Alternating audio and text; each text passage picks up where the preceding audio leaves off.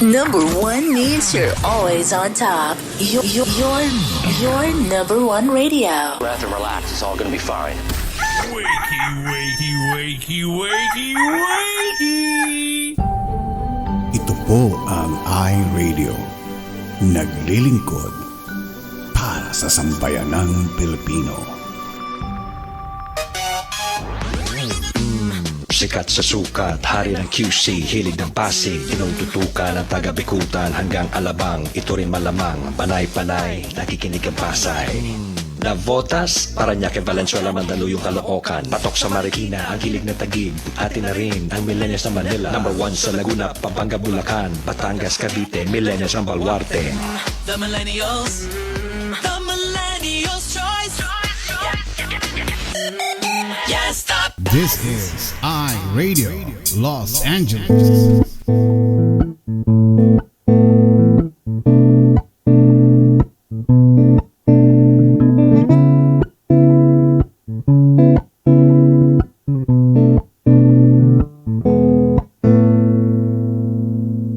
Ikaw ba ay mayroong mga problema? Madalas malungkot kapag nag-iisa. May alam ba kung sa'yo ay magpapasaya? At siguradong lungkot may mapapawi nila. Salita ng Diyos binabahagi nila upang tayo ay mapalapit sa Kanya. Kaya naman halika na at manood na sa iRadio at tiyak ikaw ay liligaya. iRadio, I'm sure sasaya ka dito. iRadio, ang pagpapala ay lalapit sa'yo. Hindi ka magsisisi, yan ang sigurado. At tiyak problema ay malilimutan mo. iRadio, I'm sure sasaya ka dito. iRadio, ang pagpapala ay lalapit sa'yo. Hindi ka magsisisi, yan ang sigurado. Pangako. Sa iRadio, mga host ay nakakamangha. Talagang full charge, hindi nakakasawa. Mga blessings ay binabahagi nila. Kaya si Lord talagang pinagpapala sila. Dito ay talagang talented ang lahat. Mapakanta o sayaw, hindi nagpapaawa. Kaya't halika na sa iRadio, tumutok ka na upang ang araw mo ay maging masaya. iRadio, I'm sure sasaya ka dito. iRadio, ang pagpapala ay lalapit sa'yo. Hindi ka magsisisi, yan ang sigurado. At tiyak problema ay malilimutan mo. iRadio, I'm sure sasaya ka dito. iRadio, ang pagpapala ay lalapit sa'yo. Hindi ka magsisisi, yan ang sigurado. Pangako.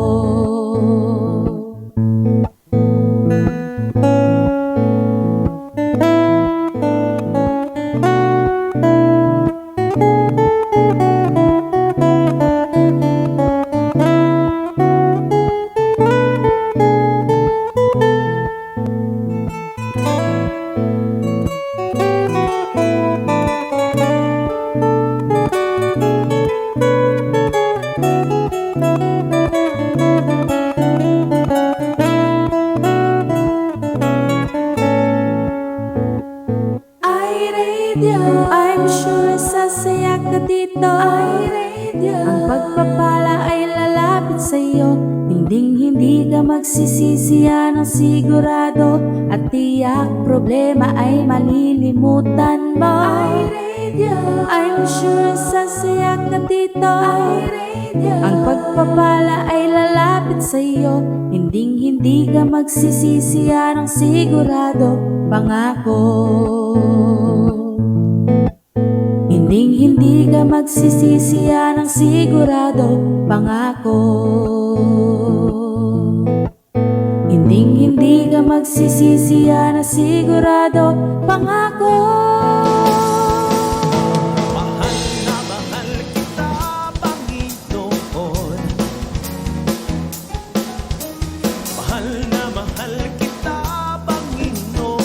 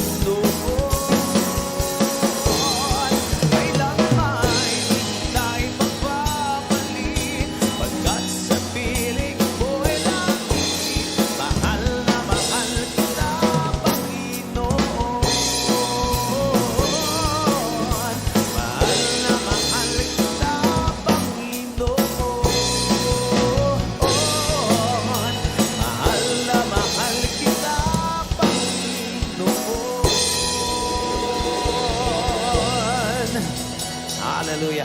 Tunay na napakabuti ng ating Diyos na dito. Amen.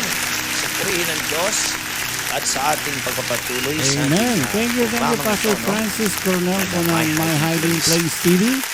Yan po ang ating opening song for today. Mahal na mahal kita. Araw po ng Sabado, good morning dyan. Bali, Sunday na dyan sa inyo. At itong araw po na ito ay, kung hindi kayo makapunta ng church dahil po sa some other reasons, ito po ay other way para po tayo ay hindi magkaroon ng kakulangan sa salita ng ating Panginoon. So today's, October 23, 24 dyan sa inyo. Happy Sunday dyan sa inyo lahat. At bago tayo mag-umpisa, nais natin batiin natin mga manonood sa araw na ito. Andyan si Jeremiah. Hello, good morning Jeremiah with Tina Tabernilia. Hello Tina, and also yung bagong kasal dyan. Hello. Mabuhay ng bagong kasal! Eka Andes, good morning Jan. And of course, we have Evelyn Alejandro. Good morning Evelyn. And kay Kaka, good morning Kaka. Bernadette Delpin, good morning Jan. And also we have Sister Nelda on the side. And also Lala Carmina, good morning Lala. And sino ba? Michelle, ang butihing may bahay ni Pastor Henry. Good morning dyan sa inyo. Itong araw na ito malakas ang ulan kanina umaga. Pero ngayon parang hindi ata. Maaraw na naman ngayon. Ang lola ka rin po ninyo Lola Sweetie po ninyo ay nandun, iniwanan ko doon, maraming baterya sa ulo, no? Kaya nagre-recharge siya ngayong araw na ito. So, mamaya after ng ating program ay susunduin ko yan. Kaya sa Monday, makikita niyo yung kanyang new look, new image niya ngayon. Ang ginagawa sa kanya, dinala ko kanina po doon sa mekaniko at maraming papalitan sa PES ni Lola Sweetie ninyo. No? So pagdating sa Monday, ayan, iba na po ang itsura niya. Napalitan na po ng pintura. Iba na ang gulong niya ngayon. Pinalitan na ng gulong. Naka-mag wheels na siya ngayon. Ano ba mga papalitan? Headlight. Papalitan yung mga headlight niya. No? So, abangan niyo. Surprise po yan sa Monday. No? Mabibigla kayo sa kanyang itsura. Yan. Hindi yan. Wag yan. Ito. Mali ang napindot. Ayan. Anyway, bago tayo mag-umpisa, ano ba yun? Remind ko lang sa atin mga manonood na meron tayong test ngayong araw na ito. No? Meron po tayong test. So, handaan ninyo yung mga notes niyo sa mga nakaraang linggo. Hindi yung nakarang Bible study. Kasama po yung week. Monday to Friday po yan. So, ihanda ninyo yung mga notes ninyo. At, siyempre, meron tayong mga tanong sa inyong lahat. So, bago tawagan na natin ang ating butihing pastor, Pastor James. Andiyan na kaya siya? Ready na kaya? Kanina po galing yan dito. At, marami kami ginawa sa church kanina. Kaya, medyo alam ko lobat ito pero sigurado may extra battery ito Ayan. Wala pa rin siya. Ayan, sumagot. Hello, Pastor James. How are you? Good. Yes. And how's the weather out there? Is it raining? No. Still not raining. This morning when I went there was a little drizzle. It didn't went through. Okay, that's good. So tomorrow maybe there's no rain, but we need rain though. I know, because we're so dry, and that's why we need more rain. What's going on? What's happening? I think there's something went flickering. Flickering where? On your screen? Yeah. Mm.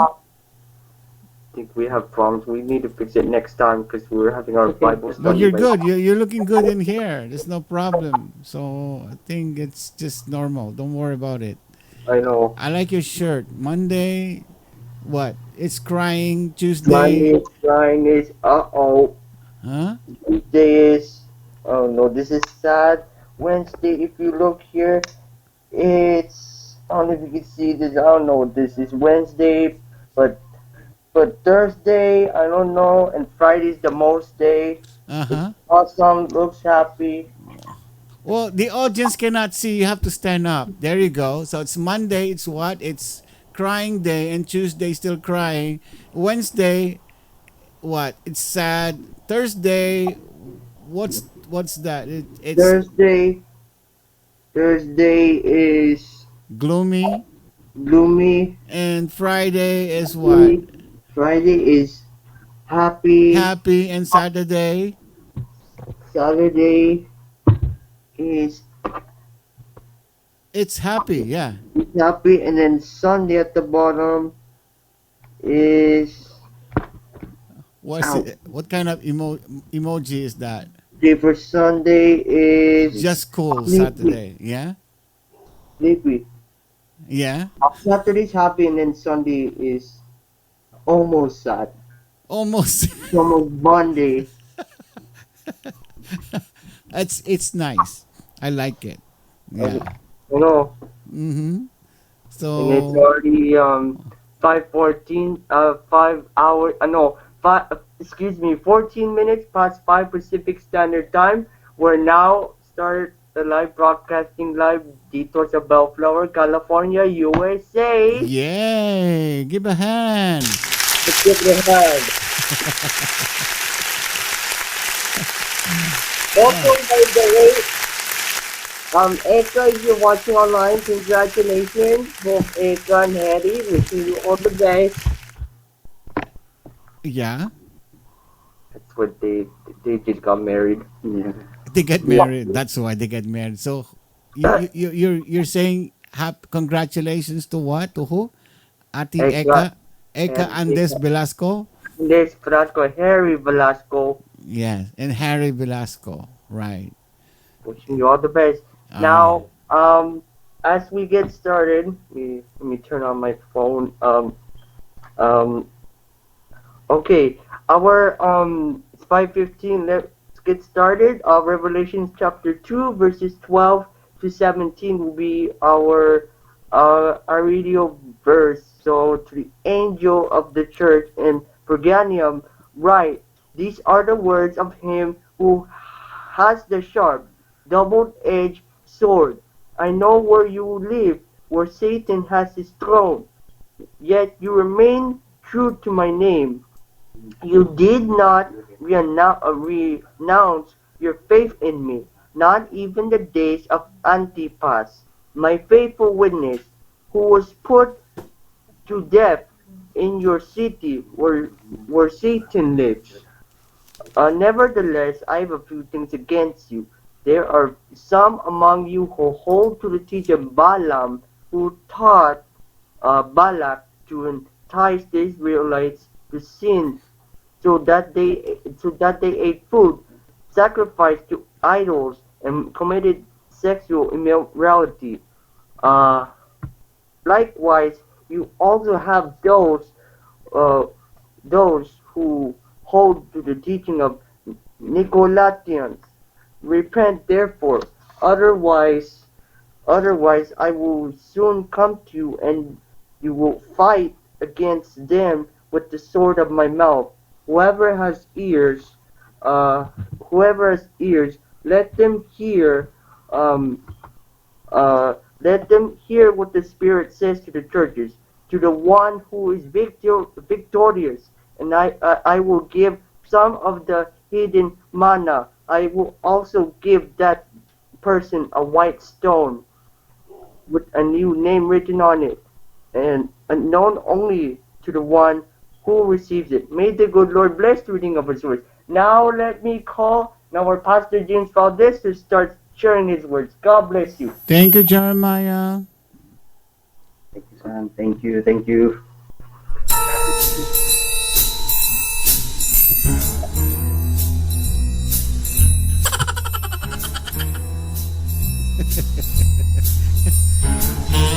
The Pink Pastor.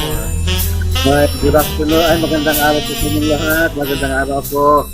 Napakagandang linggo po dyan sa inyo. Hindi ko alam kung bakit anong nangyari dito sa ginawa ni Jeremiah. Ano nangyari dyan? kasi nag-flicker yung tawag ito, kung saan mo nilagay yung picture ko, yung picture na, pero okay lang. Nagpi-flicker. Pero kung di ko bakit anong nangyari doon. Anyway, nagulong buhok ko eh. Ayos kung bagong goalie Oo, kasi ayaw kong umulan dito eh. Ganun lang ako, kapag naligo ka, uulan. Hindi uulan. Hindi uulan. parang pusa yan. Hindi ulan. Oo eh. Oo. Batiin mo muna yung inaanak mo, bagong lahat. Oo nga eh. Oo. Mga inaanak ko dyan, my first inaanak. Talaga? First time? In the Philippines. Oo, talaga. First time yan Oo. First time dyan sa Pilipinas. Kasi halos dito sa Amerika eh. Ganun. Talaga. So, hindi pala makakalimut. Memorable pala, no? Oo. Yeah. Tawag ito, congratulations. And Hari, ngayon tawag ito ay you are joined by by the vow. So continue to pursue that vow for the glory of God. And let the God be the center of the relationship. Ano ba yan? Ang likot-likot ng camera mo. Ayan. Mayroong dito eh.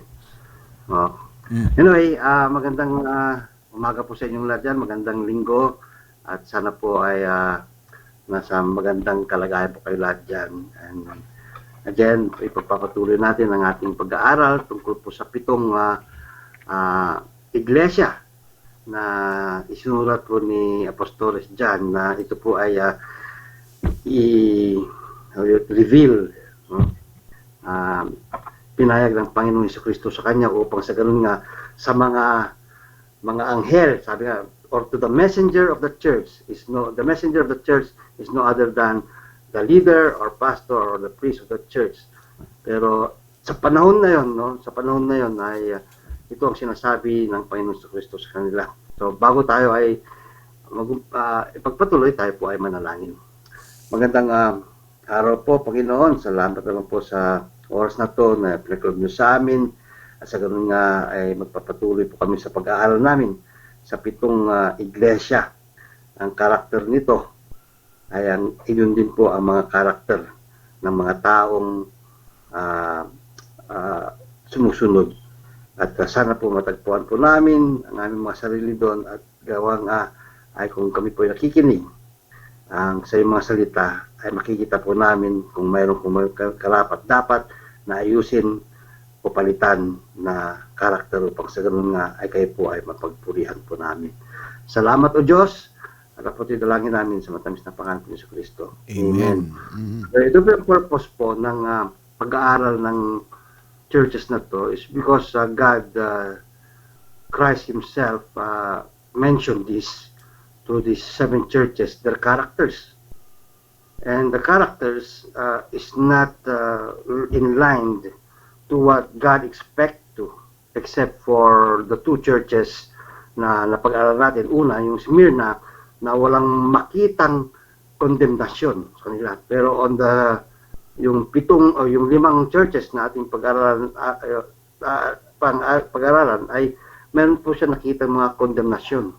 No, at yung mga yun ay hindi po sang-ayon sa Panginoon Diyos. And sometimes we have those kinds of characters. The character of the church and the personal character. Kaya po pinag-aralan natin to dahil baka naman kailangan mayroon po tayong iayos sa ating buhay, no? At sa ating iglesia. We could contribute it. And it is highly recommended by leaders na papag-aralan nila to upang sa ganun nga ay hindi sila maipares. Hindi sila mapunta sa ganung kapareho ng mga sinasabi ng Panginoong Jesucristo. And many nowadays, our churches are like that. Like the church of pag-aralan natin, the church of Pergamum. No? Bakit sinabi ng Panginoon ito na this church is a very church of indiscriminate tolerance, no? At i-share ko po sa inyo yung screen upang sa ganun nga ay makita natin po ang sa atin ang screen na to. Okay, ito yung pangatlong pag-aaral natin, no? The third church of Asia is the church of indiscriminate tolerance. Bakit po? Bakit sinabing indiscriminate tolerance to? Ano bang ibig sabihin ng indiscriminate tolerance? Pero tingnan natin muna, ang ibig sabihin nito, kung makikita natin kung saan nakatayo itong church na to at bakit sinabi ng Panginoon na indiscriminate tolerance at anong ibig sabihin. Kung maalala nyo, yung unang church was the church of Ephesus. Sinabi niya, ang Panginoon doon was, sa church na yun was loveless orthodox. Diba? Loveless orthodox. Pero sa pangalawa, wala siyang sinabi. No? Maganda ang sinabi ng Panginoon Diyos. They are faithful. No? Sa ngayon, ito, indiscriminate tolerance. Ano po ibig, tingnan natin ito? No? So, makikita natin to, makikita yung pointer ko. Ephesus was here, no? Ephesus, yung una natin pinag-aralan, then Smyrna, we're going north. No? Pergamum is on the northern part of that church sa Asia, on this part of Turkey, sa Turkey, no? Pergamum church. And then we will go south, we'll go southwest. Makikita natin yung panglimang church, pang-apat, which is Thyatira, Sardis, Philadelphia, and Laodicea. Ito po yan, no? Ito yung mga 7 churches na tinutukoy ng Panginoon Diyos. Nandito po yung Jerusalem. No? Nakikita yung point of this Jerusalem. So makikita natin that napakaliit po ang Israel. Ito yung Israel lang. No? Ito lang yung Israel. And so big countries like Arabia, Syria want still to get this land, this piece of land. Pero makita natin na ito po ang hinirang o pinili ng Diyos ng kanyang where he's gonna put his throne later on the future, no? So ito po, no? So ano po makikita natin po sa Pergamum, no? The city of Pergamum, no, it was a home of pagan worship of false gods and cults. So yung iglesia ng mga Kristiyano na tinatag doon was there, one of the churches together with the false churches in that city. So it was a home of pagan worship and false gods and cults. Kung sa bagay kung alam natin that Las Vegas is the city of Sin City, punta tayo doon at nagpatayo tayo sa gitna ng city na yon ng isang Christian church doon. Ganun po yun. So, the Church of Pergamum. No? And the city of Pergamum is a pagan worship city. Maraming false gods doon.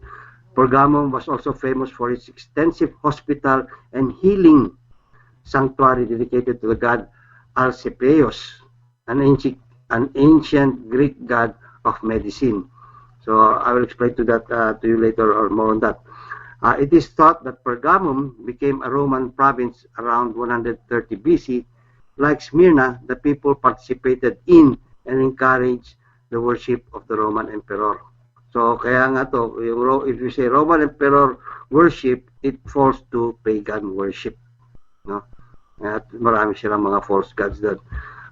Pergamum was also known for its civilization and learning dahil nga medicine, no? Hospitals were there, so makita natin it is a very civilized city at marami pong napag-aaralan doon because of hospital, doctors are nandun, no? And healing, no? It is also the capital of a major Hellenistic monarchy. So when you say Hellenistic monarchy, ito po yung sina Helen, no, and Zeus, no, God of Zeus ay nandoon, no. Ito yung nakikita natin doon sa city na to. Hellenistic monarchy of the same name that later became a Roman province.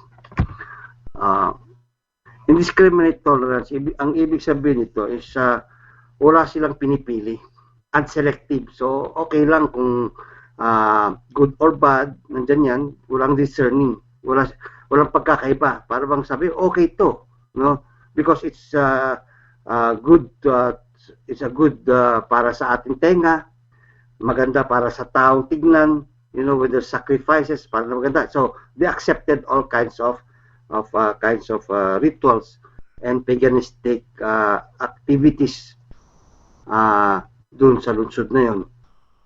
And can you just imagine that church, no, ay nababahagian ng mga ganitong bagay, ng mga paganistic rituals, no? So, ano pong sinabi ng Panginoong Jesucristo sa kanila, the Church of Pergamum, and an angel to the church of Pergamum, right?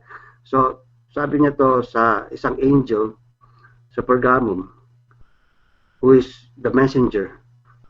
Messenger, ibig sabihin yan, nakapagsalita ng binibigkas niya yung salita ng Diyos. It could be the pastors or priests because they're the ones speaking the gospel or the word of God. No, sinasabihan na to, the one who has the two sharp-edged sword says this. So sinasabi ng Panginoon Jesucristo na siya ang yung who has the sharp two-edged sword. No, ibig sabihin, the word of God is a two sharp-edged sword yan eh. No, kaya kung minsan masakit kung nakarinig natin yung salita ng Diyos, kung napapalting yung tenga natin, kasi napapahapdi yun eh, masakit eh, yung salita ng Diyos. No. So ibig sabihin yan, it goes both ways. No, it could smoothen you out or it could hurt you out ang salita ng Diyos. I know where you dwell.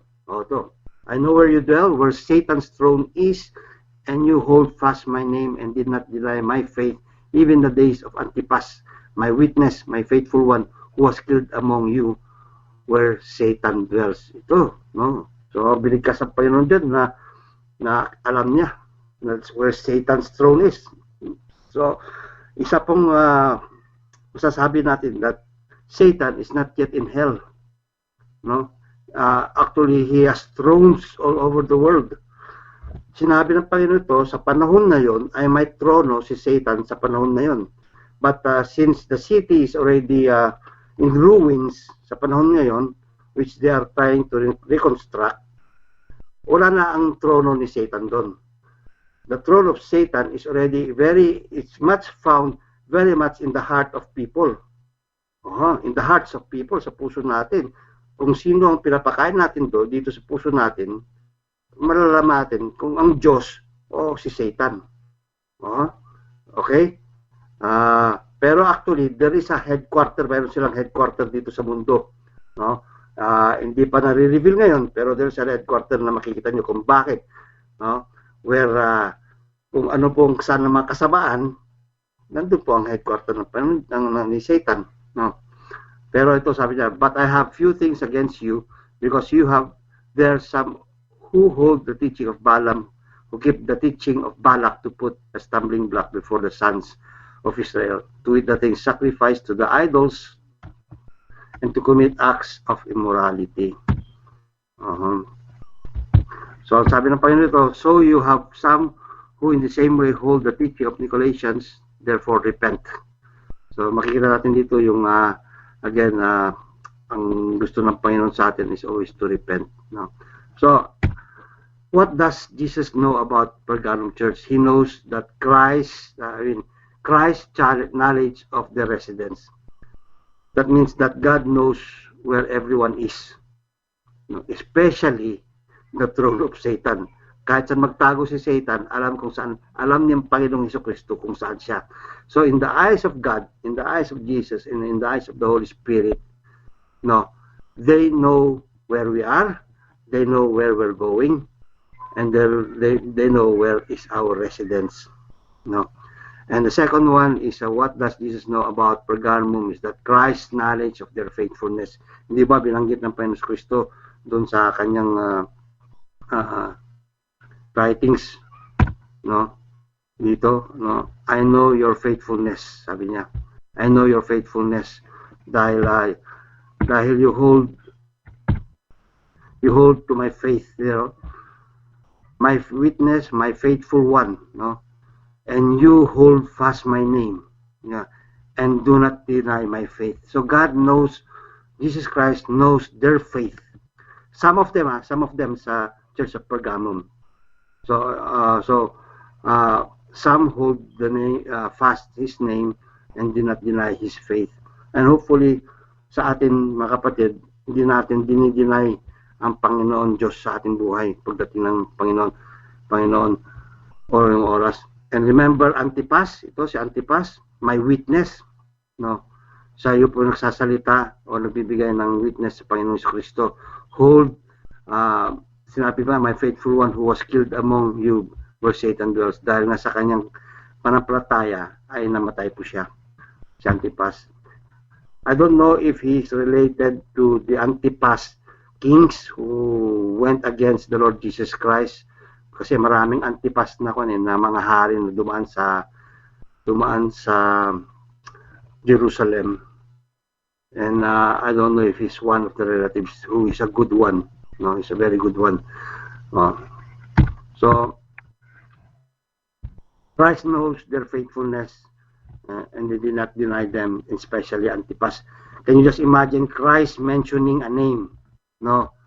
If Christ mentioned a name, totoo yan. And he talagang tinataas niya to, si Antipas, that because of his faithfulness. Can you just imagine if your name is mentioned even in the days of Ramon, of iRadio, my faithful one. Di ba napakagandang tingnan yan, who was killed, namatay siya, pero I mean, he was holding into that faith, magandang, imagine that,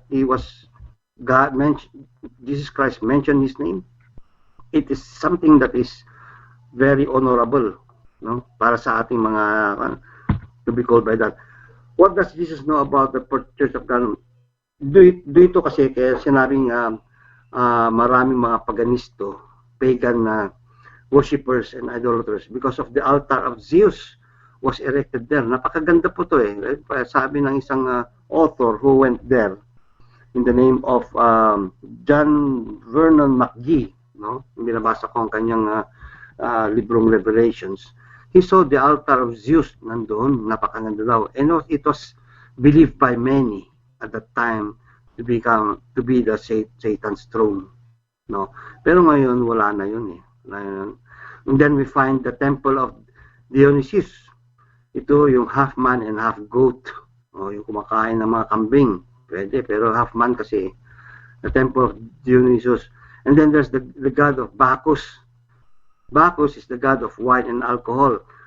At alam natin that wine and alcohol are ways and means for us to be ma-entice, and mawawala tayo sa ating sarili because of the intoxication of wine and alcohol. Where sometimes it is called also medicinal when it is taken in measurements. Hindi po yung kagaya ng laklak. Because during that time, ginagamit nila to as panglaklak, yung talagang pantoma. Iniinom nila to para malasing sila. Kaya mayroon pong the god of Bacchus. And don't you know that by doing this with those people, they win you. They will win you as isa ka sa kanila.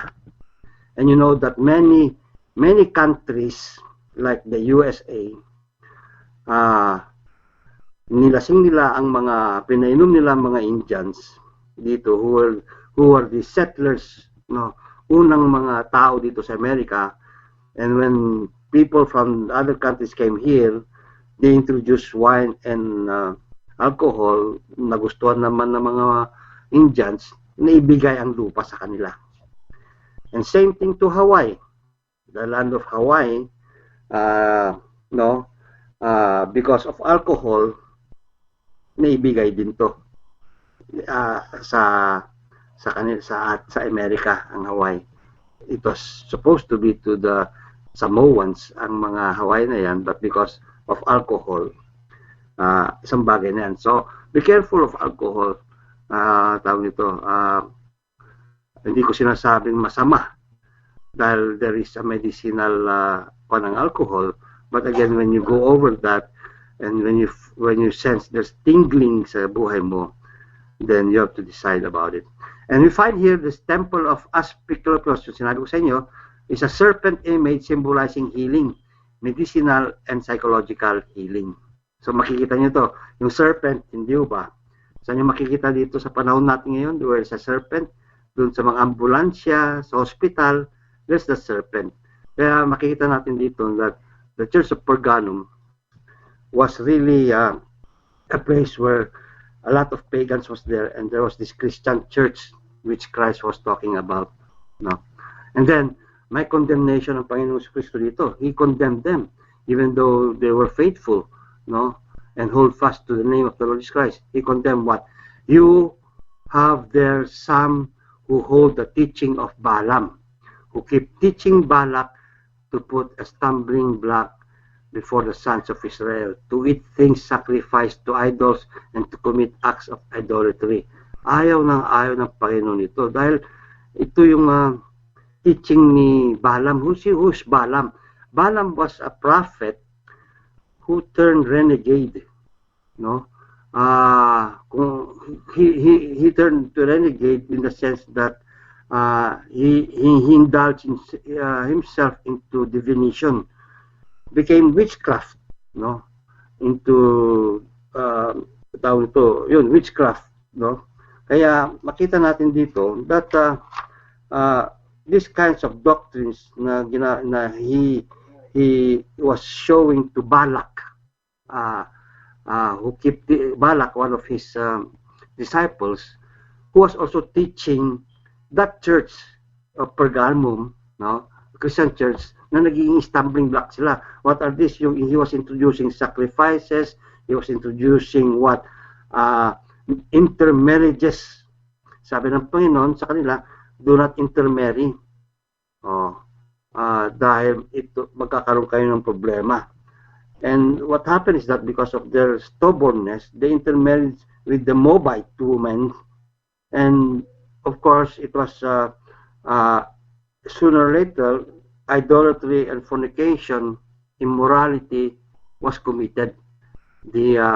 Those who were intermarried, no, did not hold fast to the teachings of Christ, but they absorb the paganistic worship, and that's what Christ said. I hold against you. Maraming churches ngayon which they think that maraming rituals, maraming ganito is better. No, and we will see naman napakaganda, no, maganda dahil it could be sincere in their how do you call this, in their showing of their faith, but sabi ng Panginoon, no, it is sincerely wrong. And then there's one more that he condemns. They are condemned for holding the teaching of Nicolaitans. Ano po si Nicolaitans? We don't know what doctrine ang sinasabi niya dito, but it was known of cultic, at the same time paganistic, which give license to Christians to conduct rituals which is abomination to God.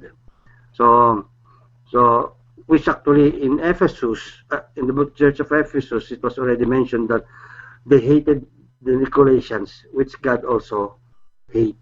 No? So I hope and pray na makita natin po kung ito sa ating sarili din. There are some things that God hate in us, which still God is trying to show out to us na tanggalin natin ang mga yan. Kasi mga teachings yan noon pa, no? Like what would a very good example is when our culture, and when you put aside the teachings of God together with our own culture, saan tayo? Okay, sa kultura ba natin na kinagisnan natin o doon sa salita ng Diyos? Marami akong kultura noon nung hindi pa ako nakakilala sa Panginoon Diyos, which I have already left.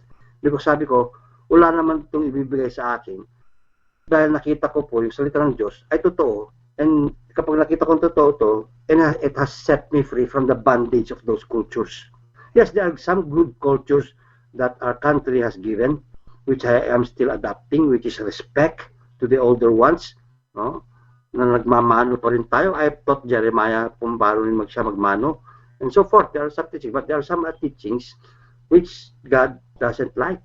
Kaya pagtingnan natin, kung minsan kasi umahawak tayo sa ating kultura, no? Against the word of God, no? What is the counsel of God here?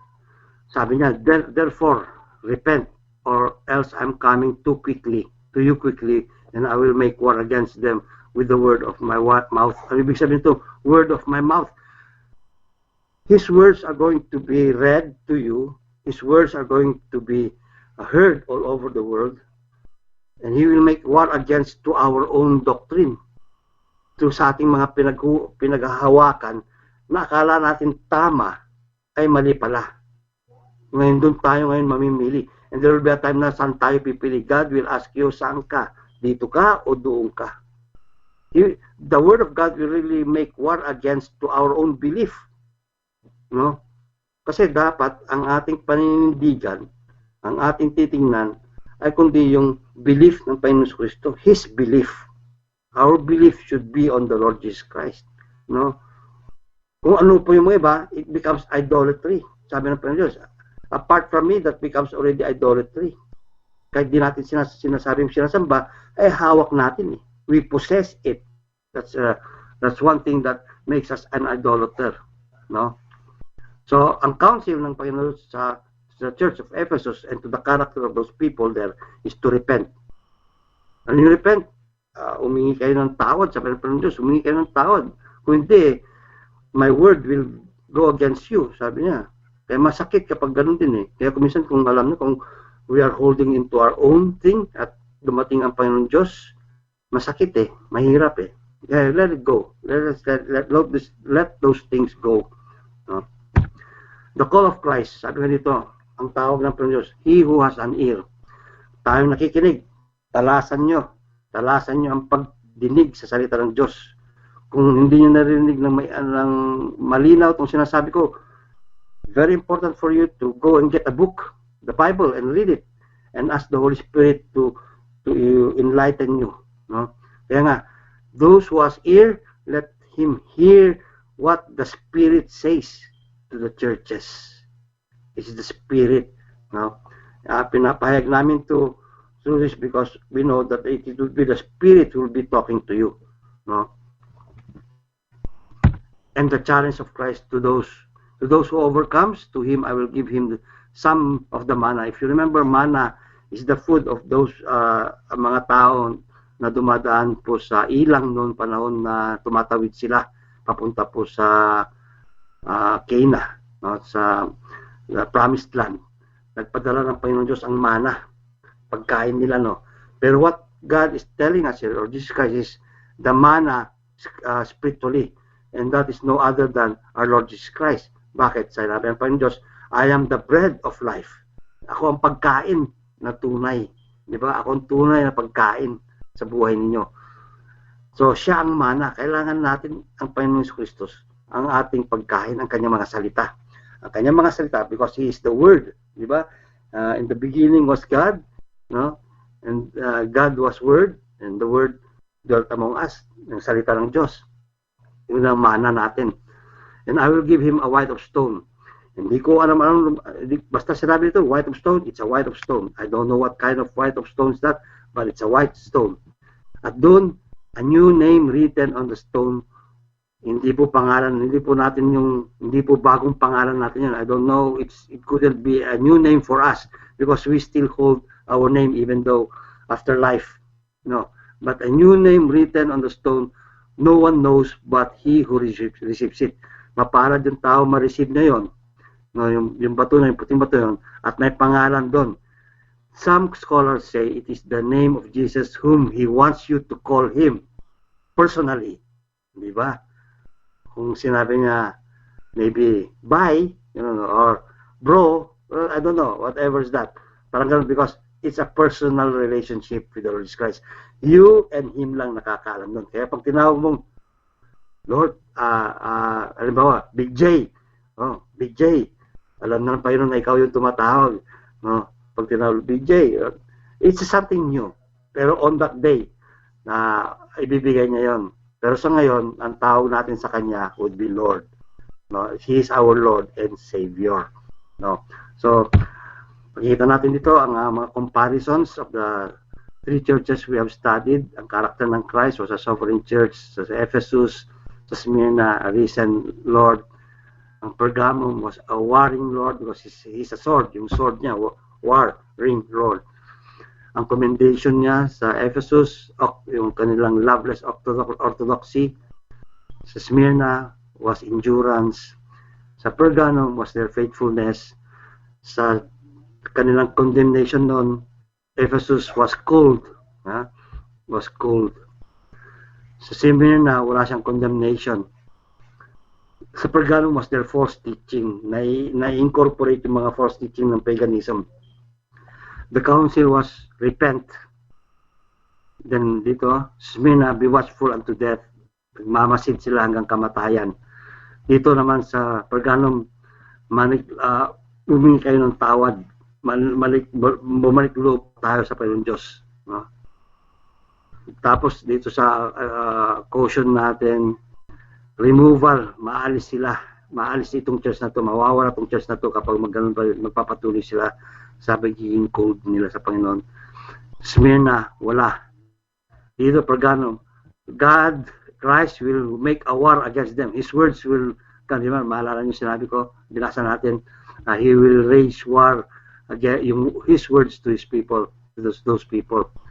Ang covenant ng Panginoon Diyos, sa Ephesus, they will eat the fruit of the tree of life. So they will have everlasting life. Dito, they will not anymore be hurt by second death. And thirdly, the hidden manna, which is the Lord Jesus Christ, will come to them.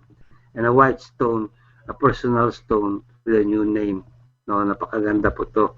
So this ends our study on the third church of indiscriminate tolerance. I hope and pray na nakita po natin yung iba't ibang character ng tatlong church na yun. Amen? Amen, amen. Thank you, Pastor.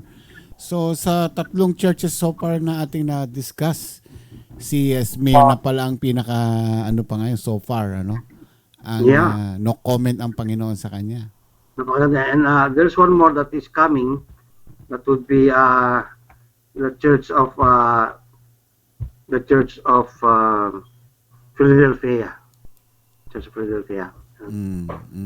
Makikita natin that there was no condemnation. So para sa kalaman ng mga ating manonood, Pastor, itong Church of Pergamum ay parang nahihantulad sa mga may feedback. Yes. May feedback eh.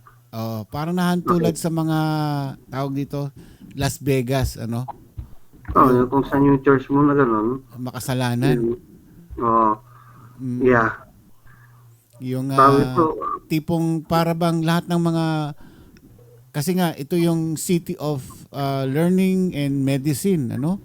Gaya na nabanggit mo. So parang commercial, hindi siya commercial, university city. University, So may commerce din sila doon. May commerce din sila. May commerce din sila doon. Kaya nga makita nyo lang sa mga churches na nandun sila, talaga nagpupursige yung messenger or the angel or the pastor na ma-indoctrinate ang mga tao niya sa salita ng Diyos upang sa ganun kahit napapaligiran sila ng mga anino, ng mga kresugal, mga alak, mga kung ano man doon, ay nananatili silang matapat. Pero napakahirap po yun, no? Napakahirap. It's something that you would see yourself strong and courageous to face those. Kasi paggising mo ng umaga, ayun na, kasino na. No? Mga makamundo lahat yun nandun. Talagang inahangaan ko din yung mga Christian church doon na nagpupursige. Actually, I was invited there to open mag-church plant ako nandun eh. Sa Las Sa Las, Vegas. Las Vegas 10 years ago. Hindi lang natuloy dahil baka sabi ko sa sarili ko, though kaya ko to. Hindi. Kasi mahirap rin pala. Yes. You have to be really, sabi ko, you have to be really grounded Oo. sa salita ng Diyos. Kasi maraming atake sa'yo din eh. Attacks will come, so and so and so forth. Right. At kung di mo depensa ang salita ng Diyos sa'yo, baka ikaw ang bumigay. So I thank God, maaring, actually, ini-invite na naman ako. Siguro, just to open a church there or Bible study. Pero, tignan ko kasi, kilala ko kasi yung mga tao dun eh. They have to really show me first na tapat sila sa Panginoon. Amen. Kasi nung una ko okay lang kasi ako din nun, may init din ako pero nung pinag-aaralan ko, hindi pala basta-basta yun. Talagang kailangan mo talaga ng maraming sandata ng salita ng Diyos. Amen. At saka ito'y paligid ng mga makasalanan. Yung tukso kasi. Surrounded ka rito ng mga tukso. Pero may pasugalan, casino, merong mga anong tawag to, yung mga shows, di ba? Yung mga Nung di pa ako Kristiyano, pupo lang ako sa isang mesa gano'n nanonood na ako, biglang dumating ng mga babae sa gilid ko. Binigyan ako ng pera para magsugal. Binigyan pa ako ng sombrero para magsugal. Sinugal ko yung $10, yung $90, inuwi ko. Binigyan ka ng $100? Binigyan ko yung coins. Dahil sabi na, dahil nakita na ako nakatupo lang doon, nanonood. So, siguro, binigyan ako para maging busy ako. Talagang parang demonyo, no? Oo. Tapos wow, yung mata mo. Oo naman, siyempre. Kaya sabi ko nga Lord, kaya nga, kailangan maging malakas. And, akala natin mga kapatid na okay na tayo. Tandaan natin that the enemy is subtle, but he's a roaring lion. Subtle yan, maingat dumadating sa ating buhay yan, nandyan lang sa palipaligid. Hindi natin alam, yun na pala ang mga bagay na nagtetempt sa atin. We must be careful sa mga ganung bagay. We just don't know. Kaya nga pa tinuturo sa atin ng Panginoon Diyos itong mga karakter to para maiwasan natin maiwasan natin. Yung mga bagay na nangaakit sa atin, ano? Alright, thank you. Salamat po sa inyong lahat at I hope and pray na sa ganito, it's actually your personal character mo, ayusin natin. Because God wants to see a character that is luminous. Teka, Pastor, for the last, anong sabi ni Lord ang verdict niya sa Pergamum? Yung repent. Yeah. Magsisi kayo, di ba? Magsisi kayo. Pag hindi kayo nagsisi dahil I will make a war against you. With diba? my Sabi words. niya, war of words. Matindi yun, di ba? Kasi let's go back to Book of John. Anong sinabi sa John 1? In the beginning, it was the word. It was the word. Di ba? So nagsalita, ginamit ng Panginoon yung word niya para nung na-create ang mundo. Siya rin, di ba? Siya rin yung word And the word was God. So ang tanong yung sword dito is the word of God. Yes. So paano gugunawin ng Panginoon ang mundo? By word. By His word. By His word. Hindi ba sinabi niya sa Revelation, it is finished? It is done. Di ba? Sinabi niya.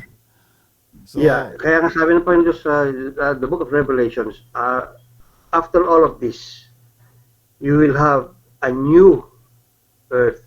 New earth and heaven. And new heaven. Mm-hmm. Kasi, kailangan mawala to kasi nahapuan to ng sin kasalanan. Hindi kaya kailangan total wala yan. Wipe out yan, talagang wala yan, and then create a new one. Matindi ito.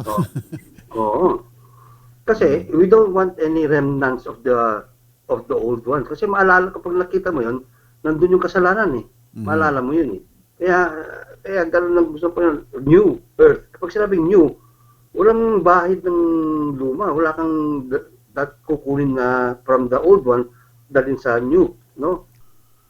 Kaya nga pagdating natin sa langit, everything's new. Pati nga yung damit natin, hindi pwedeng mga damit natin ganito na mamahalin na damit doon. It's all, I don't know, all white. Naka-white tayo doon. Maybe colorful. Di ba, ano daw, lalagyan daw tayo ng cape, di ba? Yung, lalagyan daw tayo ng kapa. Di ba? Yan ang sabi sa Bible, babalutan tayo ng white clothes. White robe. White robe. Actually, that is the robe of righteousness. Uh-huh. Robe of righteousness na Panginoon Diyos yun. Yun ang nag-iilaw sa ating buhay. Umiining tayo sa lahat ng tao. Yeah. Pagka babasahin natin ang Revelation, talagang mag-a-ambition ka talaga na gusto ko makapunta ng langit kasi you also have rewards, yung the crown of bibigyan ka ng crown doon. Yeah, yung mga pinagagawa natin dito sa mundo ay may corresponding rewards yan. At yan nga, pag-aaralan natin yan some would be considered as hay, stone, precious metal. Kaya pagdating doon sa panahon, all those things will go to the furnace. Lahat natin mga ginawa. Kung ano matitira, yun ang corona natin sa Panginoon Diyos. Dali sa iba. Kaya nga, it is advisable and we'd like to teach this to everyone. Lahat ng mga ginagawa natin,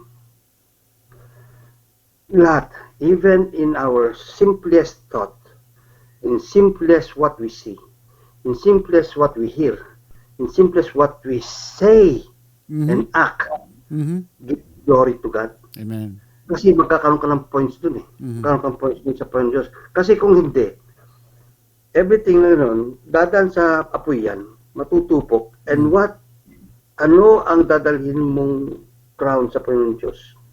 Though you are saved, though you are in heaven, kasi hindi tayo nag-ingat sa ating mga salita, sa isip, sa salita at sa gawa. Ginagawa. Salita, gawa. Okay, tandaan natin, yung katabi natin, doon nagmura sa atin, nagalit sa atin, hindi natin siya kalaban. Okay, hindi natin siya kalaban. There is always someone who is greater an enemy. It could be yourself, and it is Satan. Pero why war against yourself kung alam mo naman ang katotohanan, alam mo ang totoo? Diba? At the same time, yung katabi mo, kaibigan mo, na nagsabi ng mga pangit sa iyo, mga bagay na kanon sa iyo, was an instrument by the devil or somehow the event of life para sa inyong dalawa at sa lahat ng nakikinig, nakakita nun, there should be change. Oops, sabi ko, nagawa ko ba yun? Nasabi ko ba yun? Kung di ka nag-humble sa sarili mo na hindi mo nakita na pagkakamali mo yun, dadalhin mo yun sa buhay mo. You're being prideful of that. Yun ang gusto ng Panginoon eh. Sino pag-awayin niya? Sino ang hayaan niya mag-aaway? Yung mga baka, tayo? Mga hayop at tayo? Hindi. Wala tayong relasyon sa mga hayop. Tayo mga tao, may relasyon tayo sa isa. Kaya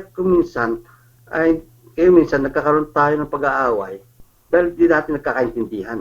Hindi tayo nagkakaunawaan. At ang dapat unawain natin, kung nagkaroon tayo ng clashes, pag-aaway man, intindihin natin, it is something that has put into us in our life na mangyari.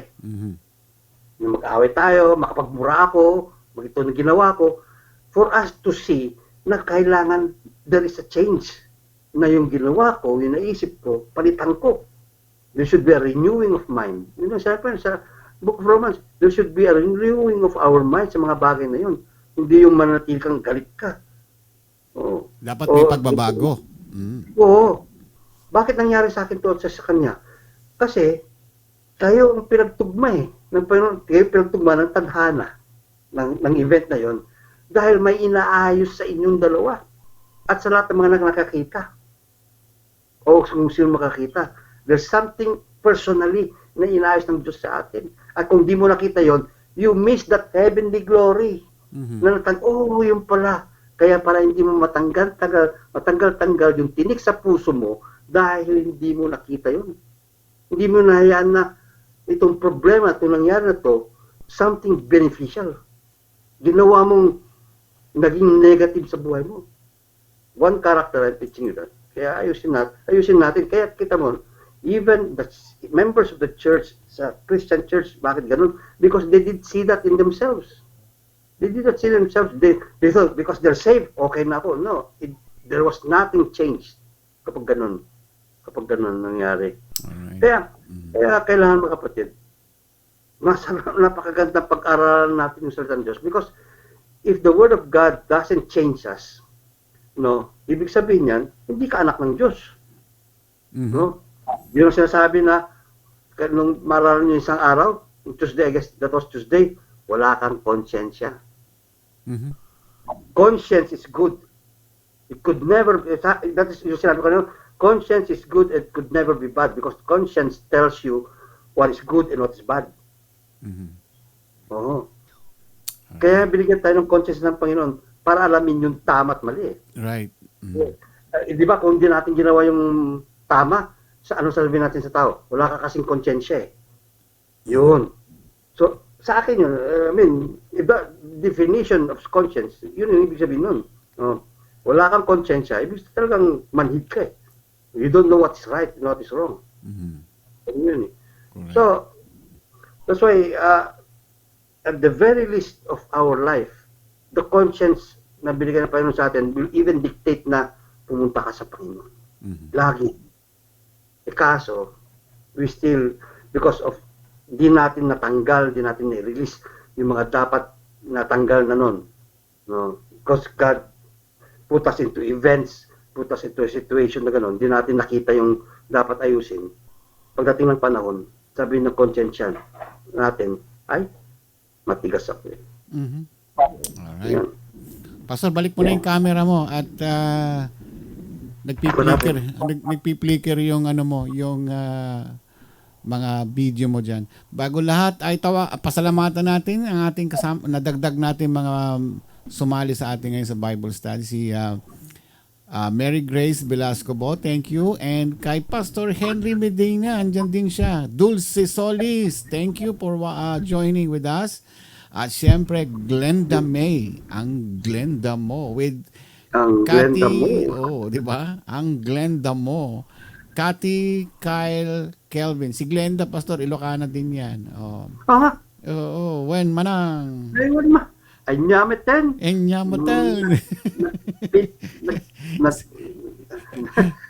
Isa rin siya manang biday. Ni manang biday. Si kamag gayam ni manang biday. Ay. Manang, taga Bambantayak. Pambantay, turturog, ti ayagmi. Sabal yu, kan baka, tikad-kadwami.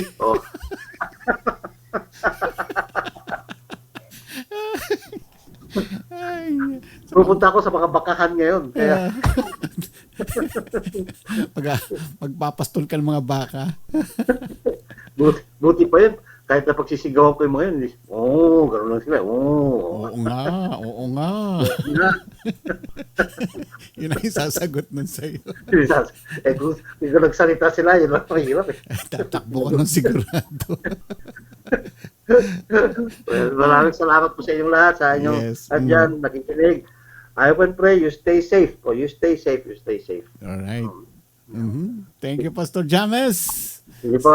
See you Thursday again. Thursday next week. Opo. Okay. Thank you. God bless you all. Bye. Yeah. Pastor James po. At na-discuss natin yung about the Church of Pergamum. Ayan. Pangatlong church na po itong ating na-discuss from the book of Revelation.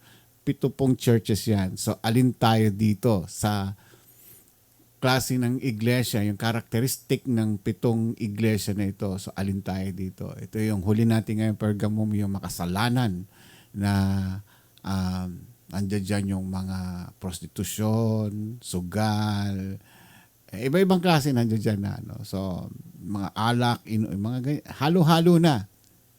So, alin tayo dyan? So, ang rekomendasyon ng Panginoon dyan, repent. Pag hindi kayo nagbago, manda kayo. So, eto na tayo. Meron tayong tanong dito ngayon. Tatlo lang po ang ating tatawagin dito. Tatlo lang. Okay? Yung tatlo natin correct na sasagot sa tanong ko ngayon ay merong 200 pesos na pang-load. Di ba? 200 pesos. So, ito ang tanong natin. Simpleng-simple lang. Kung nag-take notes kayo kahapon, yung ni Pastor Sunny, yung kanyang na-share kahapon regarding sa book of 1 John verse 2 to 3 to 6, being productive witness. 4 yung kanyang binanggit doon. Ano yon? Ha? Ano yung 4 na yon na binanggit ni Pastor Sunny? 3 lang ang ating kukunin. So, kung sinong mauna, siya ang magkakaroon ng tig to 200 pesos. So, go ahead. Now na. Tingnan natin kung sino nag-take notes kahapon, ha? Sino? Ano yun, ha? Ulitin ko. Being productive witness. 4 yung binanggit ni Pastor Sunny. 4 yun. Ano po yung 4 na yun? So, sa isang tanong ko, 4 yung sagot ninyo kagad. Huwag yung isa-isang ganun, ha? Huwag isa-isa. Alright, mayroong si Tina. Let's see. We know Christ. Oh, shush. Ano nangyari? Nawala.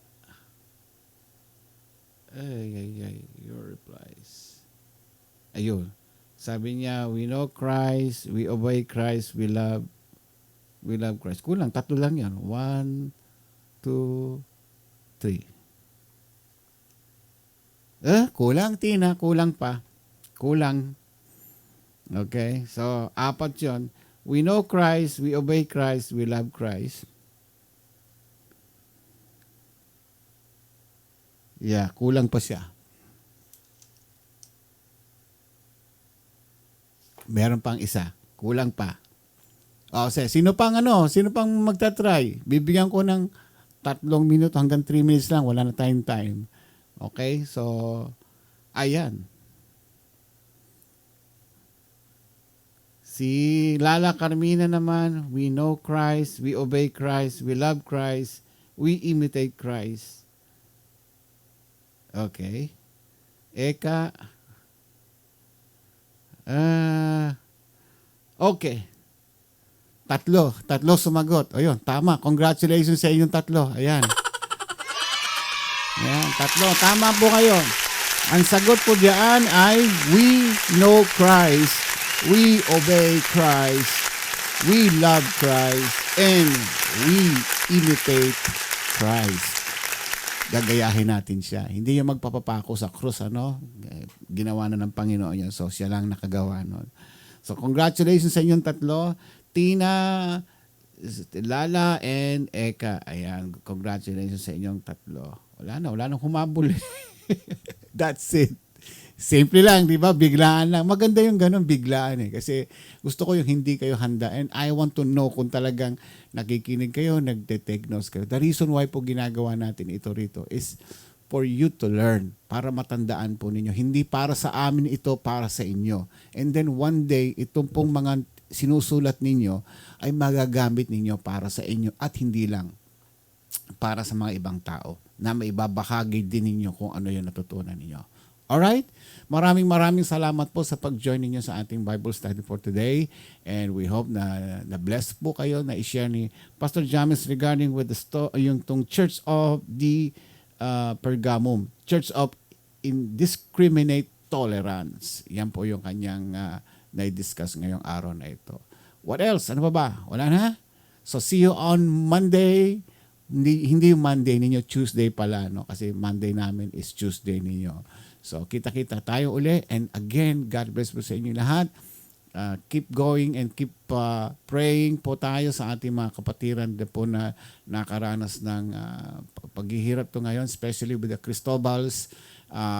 Karamihan ang sa kanila po ay meron pa mga dinaramdam, may mga sakit po. So pagdasal po natin din sila. At hindi lang po sila, kundi kung makakilala din natin na nangangailangan ng prayers. Kayo din po. Hindi lang mga pastor ang nagpe-pray sa atin, kundi we need also to pray for them. We need also to be individual, kahit tayo rin po na simpleng mananampalataya na mga estudyante, kinakailangan din nating ipagdasal yung mga nasa itaas. Kumbaga, tulong-tulong po tayo, sinasagip natin ang bawat isa. Good night po, and God bless po sa inyo lahat. At, kulang yung aking si Karim nandyan at si Lola Sweetie po ninyo ay mamaya magpapasundo yan. Kaya, anytime ay pipick upin ko na lang yan. So, again, Monday po.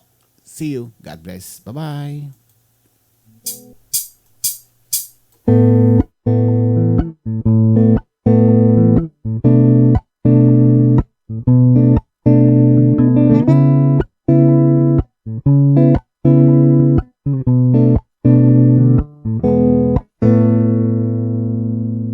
Ikaw ba ay mayroong mga problema? Madalas malungkot kapag nag-iisa. May alam akong sa'yo ay magpapasaya, at siguradong lungkot may mapapawi nila. Salita ng Diyos binabahagi nila upang tayo ay mapalapit sa Kanya. Kaya naman halika na at manood na sa iRadio at tiyak ikaw ay liligaya. iRadio, I'm sure sasaya ka dito. iRadio, ang pagpapala ay lalapit sa'yo. Hindi ka magsisisi, yan ang sigurado. At tiyak problema ay malilimutan mo.